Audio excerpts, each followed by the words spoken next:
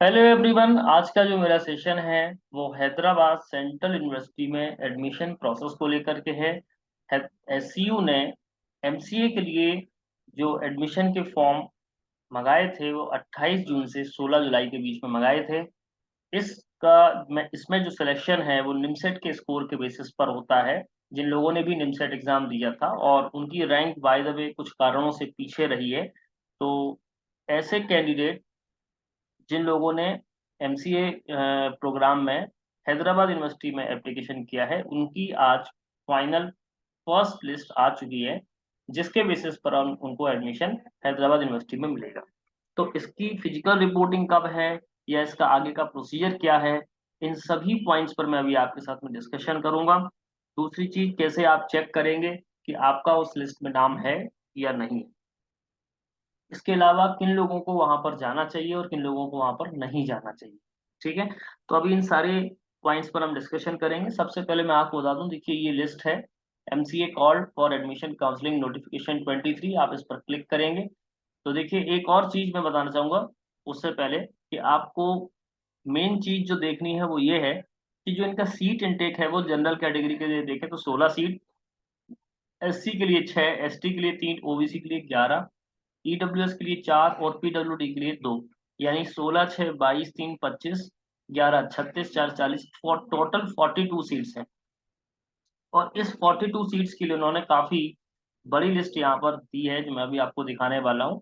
ये लिस्ट जो है वो आज ही जारी की गई है।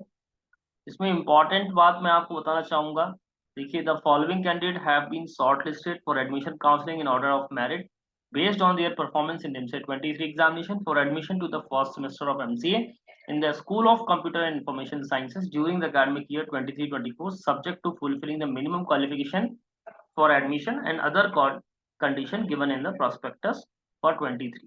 अब देखिए ये जो है ना जनरल कैटेगरी की लिस्ट दी गई है यहाँ पर, थोड़ा आप ध्यान दीजिएगा। ये जनरल कैटेगरी की लिस्ट, जनरल जनरल का मतलब इसमें ओबीसी भी हो सकते हैं। तो ये जो लिस्ट है वो भी आपको बताने वाला हूँ कि देखिए मैं स्क्रॉल करता जा रहा हूँ। लगभग जनरल की 16 सीट्स हैं, ठीक है, जिसके लिए 160 लोगों का नाम यहाँ पर है। तो आप समझ सकते हैं 16 सीट पर 160 लोग।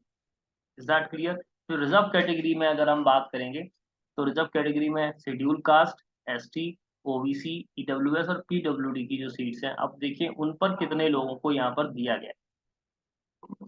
रिजर्व कैटेगरी की हैं और देखिए ये 60 लोगों को दिया गया है। यानी कि कैटेगरी में अगर एससी की बात करेंगे तो मुझे लगता है कि 60 लोगों का नाम होगा।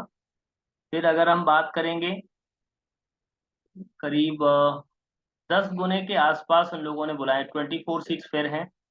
फिर अगर हम बात करेंगे तो करीब ये देखिए 110। यानी अगर हम बात करें तो जो भी इन लोगों ने बुलाए हैं, जितने भी लोगों को बुलाए हैं, 16 सीट्स के लिए 160 एप्लीकेशन। ठीक उसी तरह से 10 गुने के आसपास या 8 गुने और 10 गुने के आसपास उन्होंने लोगों को यहाँ पर लिस्ट में नाम दिया है।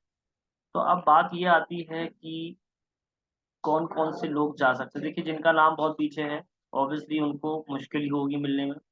ठीक है, अब जैसे पीडब्ल्यूडी के कैंडिडेट हैं तो ये उनकी लिस्ट होगी 1 से लेकर के 6 तक। कुल सीट्स 2 हैं, तो ऑब्वियसली बात है कि 4 लोग वेटिंग लिस्ट में आएंगे।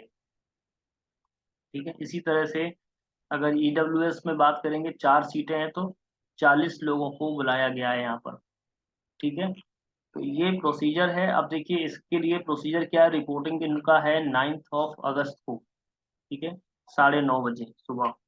तो ये चीज़ आपको ध्यान देनी है कि 9 अगस्त को इनकी फिजिकल रिपोर्टिंग है, जहाँ पर आपको डॉक्यूमेंट्स लेकर जाने होंगे, क्या क्या चीज़ें लेके जानी होंगी।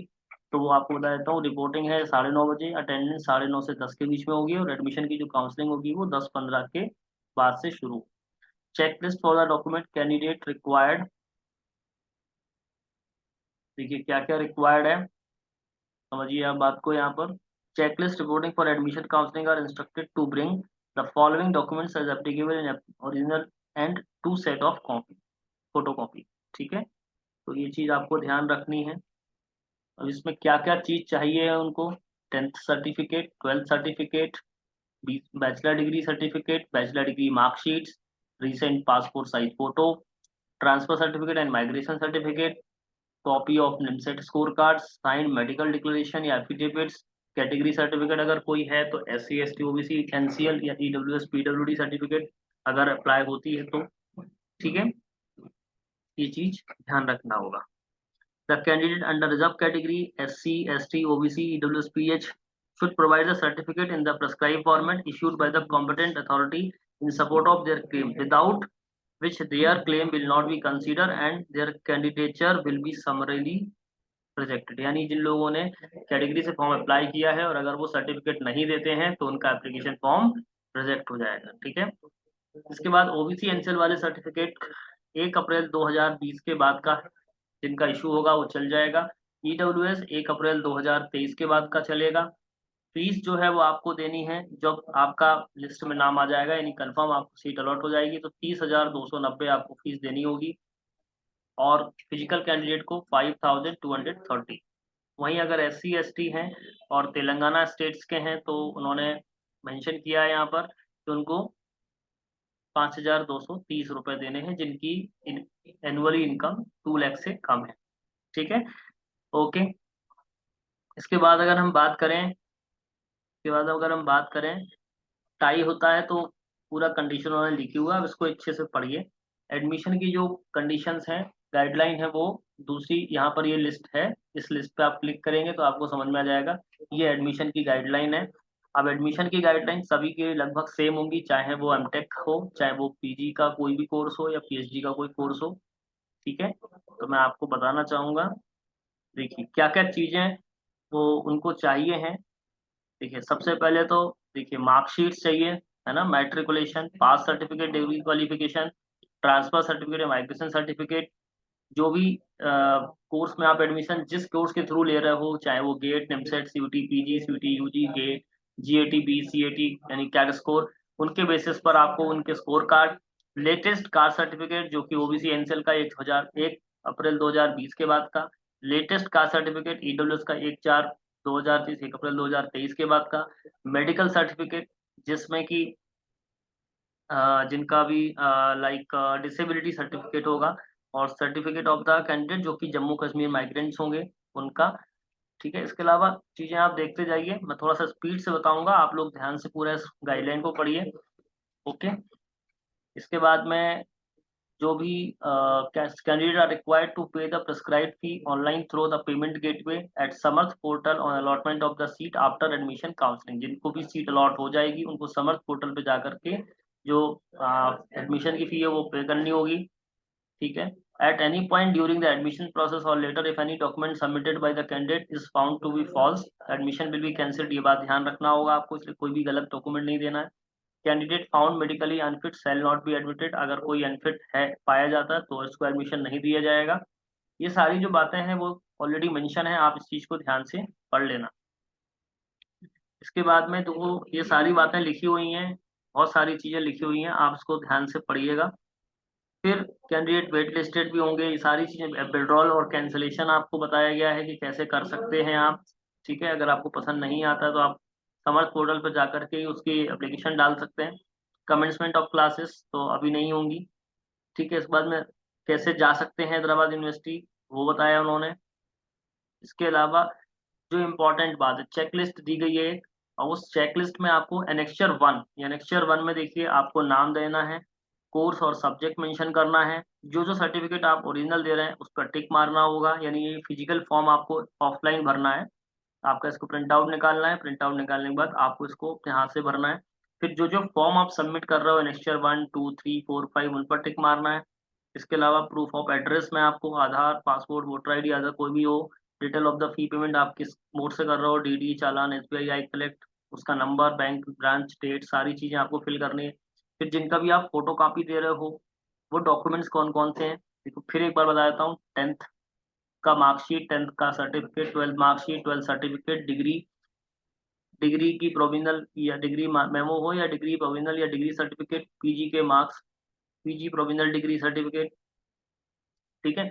ये सारी चीजें उन्होंने बोली हैं। अब हर कोर्स का अलग अलग होगा, इसलिए सारे कोर्सेज की बातें लिखी हैं, तो आपको अपनी क्वालिफाइंग डिग्री की मार्कशीट, डिग्री, ये ये सारी चीजें देनी है। Recent caste certificate, recent income certificate, ठीक है, और जो भी कोई सर्टिफिकेट अगर आप दे रहे हैं तो उसको आप स्पेसिफाई करेंगे। इसके बाद current billing address, permanent address, ये आपको देना होगा। फिर अगर हम बात करेंगे, और ये तो ऑफिस यूज ओनली है, जो जो डॉक्यूमेंट आपके रहेंगे वो वहाँ पर लिख देंगे, ठीक है। इसके बाद में अगर हम बात करें एफिडेविट, ये है एंटी रैगिंग का है, एनेक्शर नंबर 2 भी आपको सबमिट करना होगा जब आप एडमिशन लेंगे, ठीक है, तो ये आपको भरना रहेगा।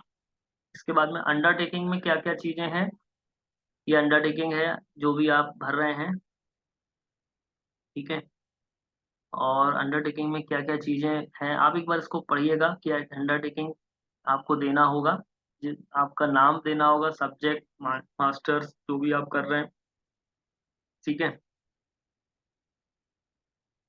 और अंडरटेक अपलोड आप hold the above objective and values the university, काफी सारी चीजें यहाँ पर लिखी हैं, इसको आपको पढ़ना होगा। कुछ उनके वो लिखे हैं कि आपने सारी चीजें समझ ली हैं, ठीक है, इसमें सिग्नेचर करना होगा। ये तो सारी चीजें आप कर ही लेंगे। मेडिकल डिक्लेरेशन फॉर्म होगा जिसमें आपको रिसेंट फोटो लगानी है, सारी चीजें आपको ध्यान देनी है, ये भर के जाना है आपको। इसके अलावा ये एनेक्सर 5 है, आप अगर आपका अगर रिजल्ट अवेटेड है, यानी जो क्वालिफाई अपीयरिंग कैंडिडेट हैं उनको ये फॉर्म भरना है, जिनका भी रिजल्ट अवेटेड है उनको ये फॉर्म भरना होगा। और सारी बातें यहाँ पर ऑलरेडी लिखी हैं कि कब तक आपके डॉक्यूमेंट वो एक्सेप्ट करेंगे। 30 सितंबर 2023 तक आपका जो है क्वालिफाइंग डिग्री का रिजल्ट आ जाना चाहिए, है ना। और I must submit the certificate of the qualifying degree, यानी डिग्री को जमा करने की तारीख जो है वो 31 अक्टूबर दी है उन्होंने, ठीक है। तो ये चीजें आप ध्यान रखना, उसी का ये अंडरटेकिंग फॉर्म है, ये आपको कंप्लीटली फिल करना है। इसके बाद में ये एप्लीकेशन फॉर्म विड्रॉ करने का है, अगर आप विड्रॉल करते हैं तो उसका फॉर्म है, ठीक है। तो ये आप सारी चीजें उसमें डिटेल में दे देंगे। फिर इन्होंने जो सीट विड्रॉल का रिफंडेबल रिफंड का कॉन्सेप्ट है वो लिखा हुआ है कि कब से और कब तक आपका कितना परसेंट यहाँ पर माइनस होगा, ये भी लिखा है। दूसरी चीज 5,000 रुपीज का प्रोसेसिंग चार्ज होगा जो भी आपने फीस जमा की है उसका। इसके अलावा बस ये कम्प्लीटली गाइडलाइन है, अब आप इसको ध्यान से पढ़िएगा और आपको 9 अगस्त को इसके लिए रिपोर्ट करना है। अब बात आती है इतनी बड़ी लिस्ट में किसको जाना चाहिए। देखिए 16 सीट्स हैं, आप सीट मैट्रिक्स को देख के जाएं तो आपको चीजें समझ में आएंगी। 16 सीट जनरल की हैं, 6 सीट एससी की हैं, 3 एसटी की हैं, ओबीसी की 11, और ईडब्ल्यूएस की 4 और पीडब्ल्यूडी की 2। ऑब्वियसली इसमें से मैक्सिमम स्टूडेंट हैदरा एनआईटीज में ले चुके हैं एडमिशन या एचबीटीयू में ले चुके हैं। तो ये मान के चलिए अगर जनरल की 16 सीट है तो पहले 70-80 एप्लीकेशंस वाले लोग जा सकते हैं, क्योंकि 70-80 में कई लोग ऐसे होंगे जिन्होंने एनआईटी में एडमिशन ले लिया है, या एचबीटीयू में एडमिशन ले लिया है, या और किसी यूनिवर्सिटी में एडमिशन ले लिया। तो मैं मान के चलता हूँ 80-90 एप्लीकेशंस वाले लोग जिनका 80 या 90 नंबर पर नाम है वो जा सकते हैं, बिकॉज कई सारे लोग वहां पर नहीं पहुंचेंगे। ठीक उसी तरह से हर कैटेगरी के कैंडिडेट जो है, लगभग हाफ ऑफ द कैंडिडेट जा सकते हैं जिनका सीरियल में नंबर है, ठीक है। तो मुझे लगता है कोई दिक्कत नहीं, बाकी जा कोई भी सकता है, रिपोर्ट कोई भी कर सकता है, पर सीट मैट्रिक्स के हिसाब से ही सीट्स मिलेंगी, ये चीज आप ध्यान रखें, और मेरिट के हिसाब से। ओके, ऐसे नहीं है कि 160 लोगों को बुलाया है तो 160 लोगों को सीट दें, क्योंकि सीट तो ओनली 16 है, ठीक है ना। इसी तरह से रिजर्व कैटेगरी में एससी में 6, एसटी में 3, ओबीसी में 11, ईडब्ल्यूएस में 4 और पीडब्ल्यूडी में 2 है। तो जितनी सीट्स है उतनी सीट पर ही कैंडिडेट को सीट्स लॉट होगी। Is that clear. पर जा कोई भी सकता है, इज दैट क्लियर, जिनका इस लिस्ट में नाम है। तो आई होप कि आपको ये सारी बात समझ में आ गई होगी, ठीक है। अगर फिर भी कोई दिक्कत आती है तो मुझे आप कमेंट सेक्शन में लिख देना, मैं आपको गाइड कर दूंगा, ठीक है। Thank you and all the best.